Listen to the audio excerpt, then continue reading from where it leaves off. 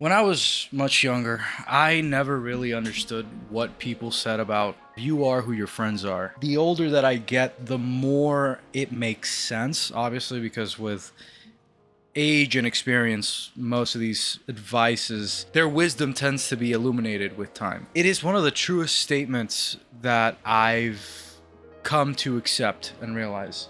Mainly because I don't want to say I was the victim of anything. The only thing I'm a victim of is of my poor choices, to be fair. I was someone who was surrounded by people who were most likely not people who I wanted to be like. They had aspects and things that I liked, but they weren't the full picture or the full thing that I wanted to be like.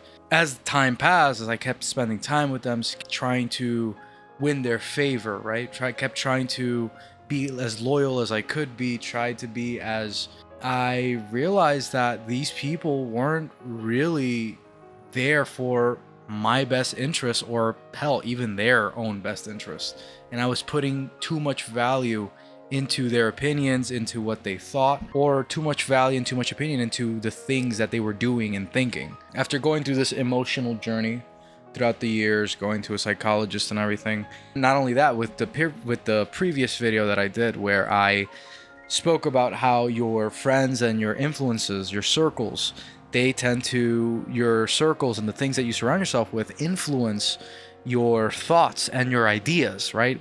In the term of originality. Well, this also affects your lifestyle. It affects who you are as a person. And that is where the whole saying, you are who your friends are. If you want to get to know someone, get to know their friends.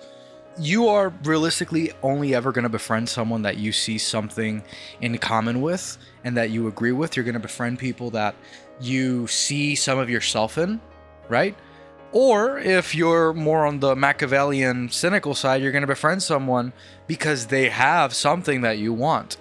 Sometimes these people can help raise you as a person. They raise your overall energy and sights on the world. They raise how you feel about things. They amplify your emotions. They're able to help you become more of who you were meant to be. They're able to push you to go farther than you ever thought before, right? Friendships are incredibly important. Human connection is incredibly important. But just as they can push you to that extent, they can also hold you back drastically so. Some friendships can harm you.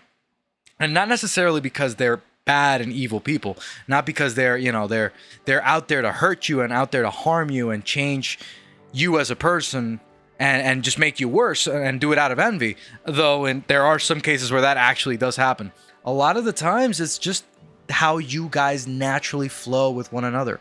I once had a really close friend, super close friend. I enjoyed spending time with him. I enjoyed playing video games with him and talking with him, and right, we enjoyed playing basketball and whatnot. Like, we had a lot of stuff in common, a shit ton of stuff in common. But he didn't bring out the best in me, right? It wasn't a situation where I was like, oh yeah, like definitely, like I can sit down and be like, yeah, he's a great friend. Like, there would be a lot of toxic ties or a lot of mental or emotional pressure behind that friendship, and it took me years to see that, versus for some other people it was most likely fucking obvious, right? But for me it took years, because whenever you're in one of those relationships or friendships in this case, it takes you a while to see that. You're not above emotional manipulation, emotional abuse. The human mind can be very, very malleable and very, very vulnerable, as it can be very powerful. And again, this is not to say that this friend was a bad person, because I don't think he was a bad person, or that he is a bad person. Did he do questionable shit? Of course, everybody does. Again, these people aren't bad or outwardly just trying to harm you. It's sometimes just how they are. It's who they are and who you are and how you react to that person, right? We have to focus on what we have control over, and the only thing we have control over is not our friends per se. We have control over who is our friend, but what we really do have control over is ourselves, our reactions, and who we associate with. And since we have control with that, you have to make those decisions early on in your life and be like, is this person beneficial to me? right? Is this person going to help me, going to raise me?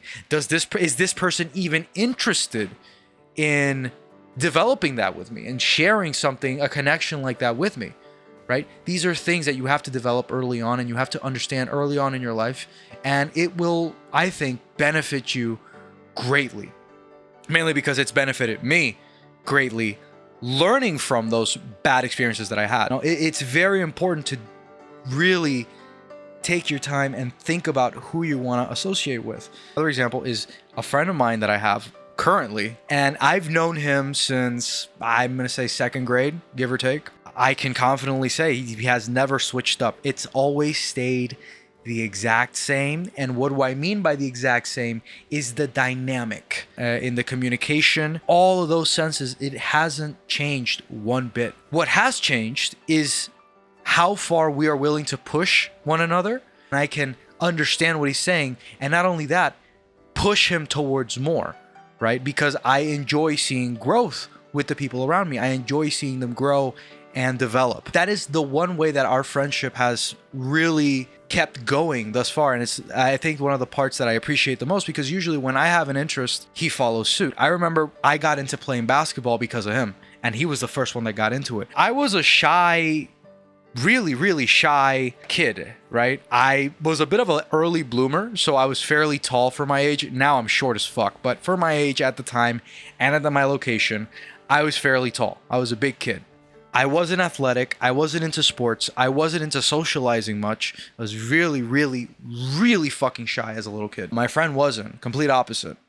Immediately you can see that he is extroverted, and that is something that I wanted to replicate, mimic, or learn from, right? How can I be more like that? And ironically enough, we became friends just because he was extroverted, but he was just as weird and dumb as I was, right? We were both very weird kids. And that is basically that was enough as a child. That was enough. But eventually, he started getting into playing basketball. I had no interest into doing that. So I started developing other friendships because I was learning from him how to be more extroverted, how to be friendlier to other people and to other kids, mainly other weird kids. But hey, it was fucking awesome because I could relate with them, right? And I could feel a connection with them. And at the end of the day, that's what everybody at any age wants, right? Is to have a human connection. He starts playing basketball, and I'm hanging out with these friends, but it's just not the same, right? It's not the same without my day one. All of a sudden, I start taking a slight interest into basketball. This is around, I believe, 6th grade, I think. This happened around 6th, 5th grade, around that time, 4th grade, where he got into it. And then I was starting to get into it. So much so to the point that I said, fuck it. One of the friends that I made by accident, another weird kid, but this weird kid happened to be very athletic. I told him, okay, fuck it. Teach me how to play basketball. When he started teaching me how to play the game, I was like, okay, this is actually kind of fun. I can't shoot for shit. And I can't dribble the ball all that well, but I can pass, I can rebound, and I can defend, and I actually like defending. All I gotta do is just stay in front of them, right? Contest the shot, and then just get the rebound and then pass it to my teammates. It's very simple. All I just gotta do is commit to the role, and that's it. Easy. And eventually they're like, hey, let's have a match, let's have a game. In my first basketball game, and I had fun. I genuinely had fun. All I did was rebound the ball, defend, and pass it. And that's it. It was funny because I didn't expect myself to actually come out and do it. And at the same time, they didn't expect me to actually reach out and play the way that I did. I didn't play out of this world, and I wasn't crazy good, but they saw me put in an effort. They saw me have fun. And, these kids who I originally was a little bit intimidated by, because of course I don't know them. They're not necessarily weird kids. They're normal kids, right? They've known each other for quite a while. And I'm sort of like the new kid in a way. And they were fairly welcoming. Of course, they were roughhousing and they were, trying to pick on me, right? Because I was the fucking new guy and I didn't know what I was doing. So they wanted to have a lot of isolations with me and fuck around with me a lot. But I took it in the chin. I also genuinely just liked having fun and laughing with them. And that is basically how my interest in basketball started, thanks to this connection that I had with this friend of mine who I still talk to this day, We play zero fucking basketball. We play video games together. It's a way that we connected. And it's a skill that I learned. And then I, later along the lines, I ended up playing more basketball than he did. I ended up liking the sport way more. And thanks to that, I was actually able to develop work ethic. I was able to develop a healthy physique, or at least a very healthy idea on what an athletic body should be and should feel like. I did get type 1 diabetes early on. Thanks to having that background in that sport, I was able to maintain one of the layers of controlling your diabetes. I was able to do it effortlessly, right? And one of those layers is exercise. And I was right. And because I was so used to literally playing every single day, just because I loved the game. It was as simple as that. I loved the game. I enjoyed it. I had fun, and I enjoyed how it felt to exert myself physically, how to shoot the ball, how to learn how to get better, and to put in that work. And I did all of that just because of the simple connection that I had with my friend. It was like a butterfly effect, a domino effect. And all that happened because of one friendship, right? That I still have. And modern day, how this friendship still functions is much more or less the same. We introduce each other to either new games or new things or new ways to improve ourselves or to create something, and we just commit to it harder.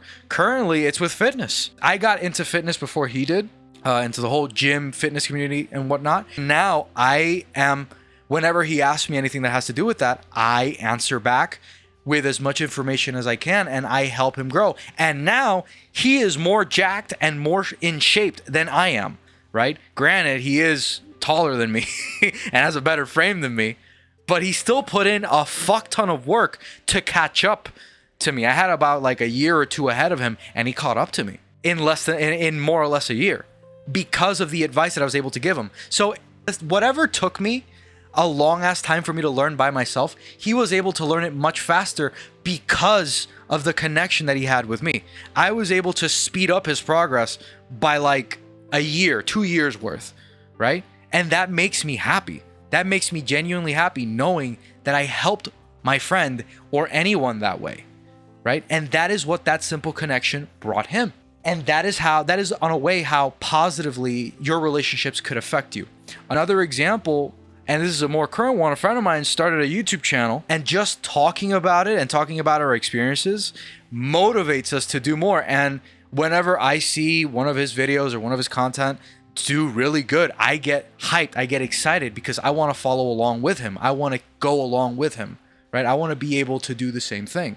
We are both pushing each other forward because one person's success doesn't put you down, doesn't make you feel like you're less than, and it doesn't make you feel bad. It makes you feel better. It pushes you forward. That is how, in the best case scenario, how friendships can be. Because if you pick the wrong friends, it can lead to the complete opposite effect of what I just said. You can literally develop very, very toxic relationships where you guys are essentially crabs in a bucket, where everybody's trying to keep each other down, or you are essentially just creating toxic relationships that are not helping you or aiding you forward in any way. They're not improving your life in any way. And mind you, when I say improve your life, I also mean by bringing joy into it.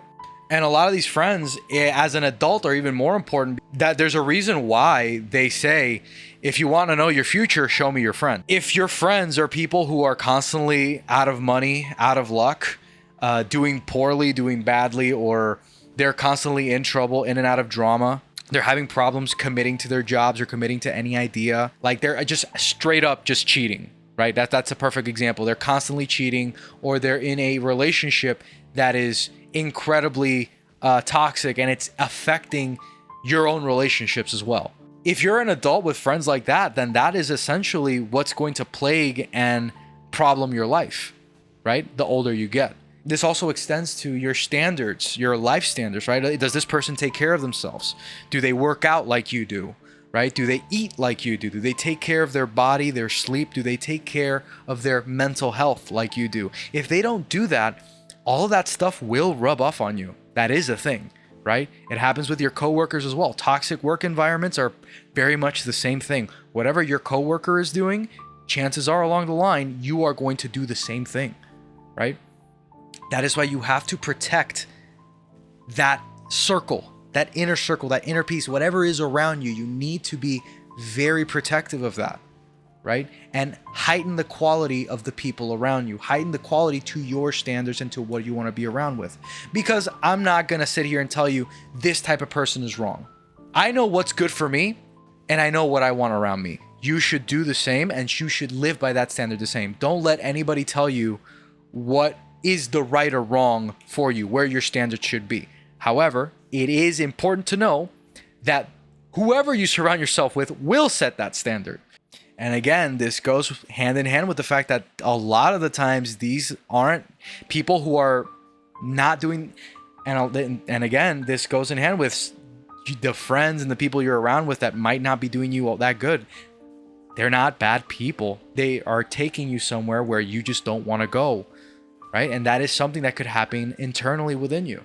You should always be around the people that you truly want to be around with and you want to relate with. If there's ever any moment that you don't like someone, or you feel like someone that you've been spending a lot of time with and you're just like, man, I've been feeling off about this person for a while, listen to that gut feeling. Pay attention to that gut feeling and try to understand why. Don't act on it yet, but try to understand why. And once you reach that conclusion and you understand what is actually going on, then you take action. And a lot of the times it's probably going to be that you either have to create some space with that person, create some boundaries. Certain aspects of them could be affecting you very negatively. And one of the hardest lessons as well that falls in line with this is that sometimes the people that you trust the most can become very easily the people who can hurt you the most, right? You can trust them and love them as much as you can, but you give them that power, that ability to hurt you with that proximity. And that is when you come to realize that not every friendship is really meant to last. You got to know when to cut off those friends and when to walk away.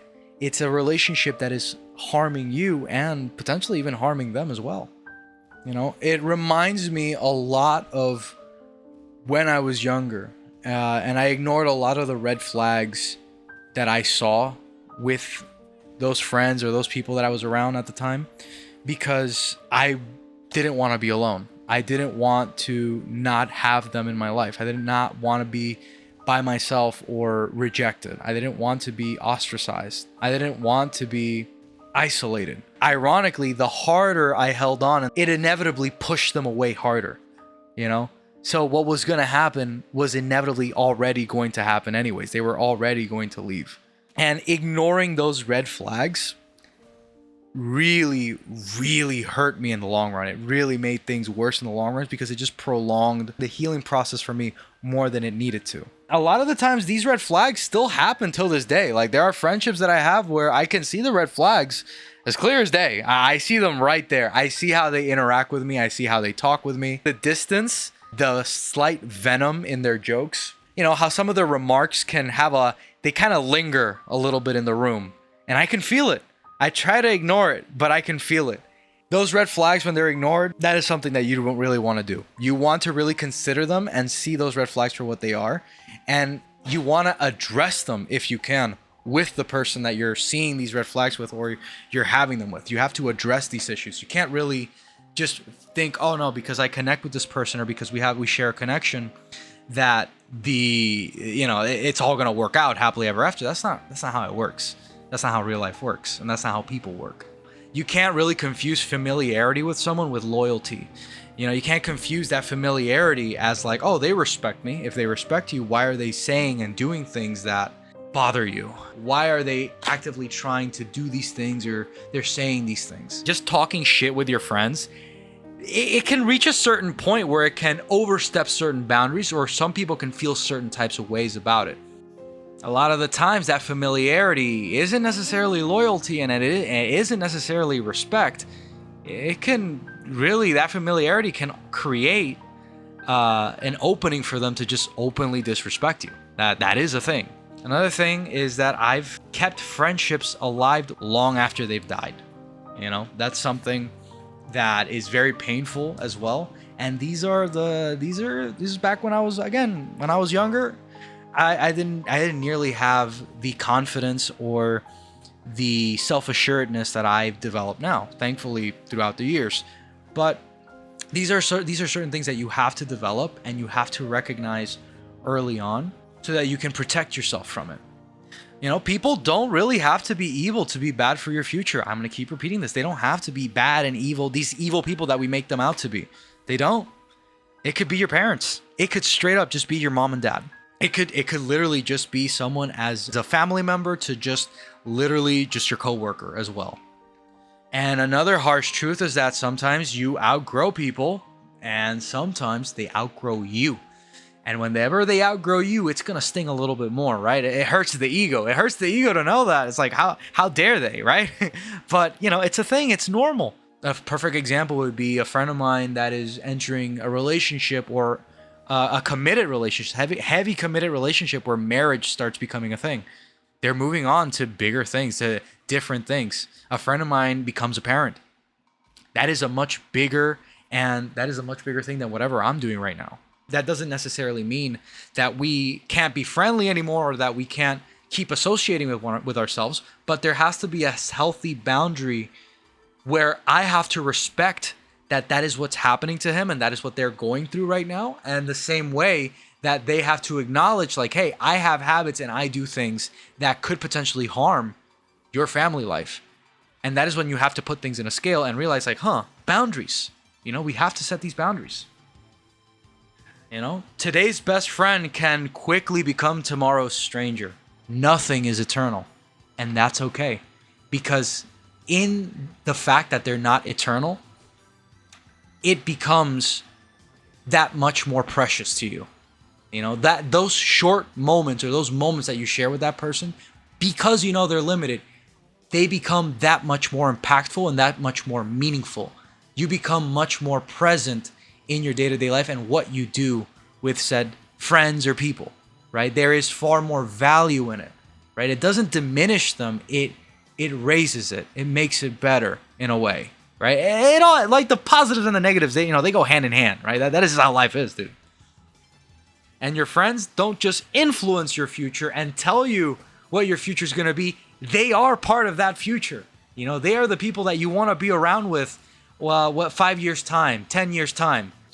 At the end of the day, your life is just the sum of the choices that you make.